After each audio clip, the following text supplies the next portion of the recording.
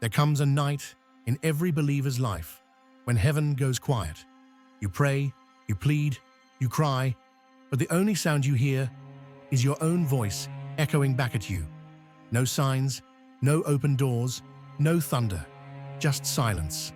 And that silence, it can feel like abandonment, like God left the room and turned the lights off behind him. But what if silence isn't God's absence? What if it's his way of drawing us deeper? Think of Elijah.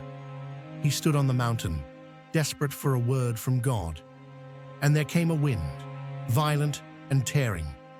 But God wasn't in the wind, then an earthquake, then fire. But God wasn't in those either. Then, a still small voice, a whisper. God often speaks where the noise ends, in the hush, in the places where we stop demanding answers and start listening for presence. Job sat in ashes, asking why.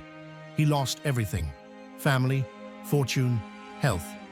For chapter after chapter, heaven was silent, until finally God speaks, not with explanations, but with questions that stretch the soul. Where were you when I laid the foundations of the earth? God didn't give Job clarity, he gave him perspective. Sometimes silence is God widening your view. Even Jesus, God in flesh, stood silent before his accusers, before Pilate, before the crowds. He could have spoken and ended it all, but he remained quiet, because some victories are born in restraint, not in noise. The silence of the cross was not weakness, it was redemption in progress.